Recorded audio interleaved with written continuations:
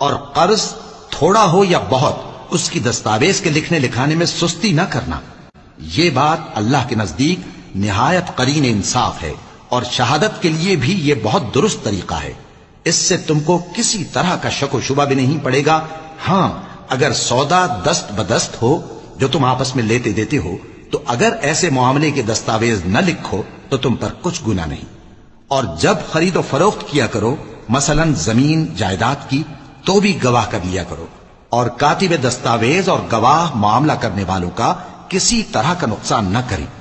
اگر تم لوگ ایسا کرو تو یہ تمہارے لیے گناہ کی بات ہے، اور اللہ سے ڈرو اور دیکھو کہ وہ تم کو کیسی مفید باتیں سکھاتا ہے، اور اللہ ہر چیز سے واقف ہے.